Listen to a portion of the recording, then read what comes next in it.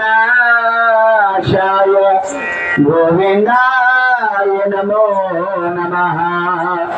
गोविंदाय नमो नमः विवेकाने जाने समाक करो तया ज्ञानेशा विमल मथुरे वंदन करो मौली ज्ञानेश्वर महाराज शंकर कामवे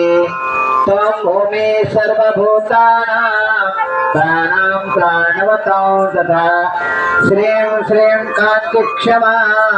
शांति श्रद्धा मेधा धृति स्मृति त्वमुग्धिरेव धर्मात्रासि गायत्री व्याहृतस्तथा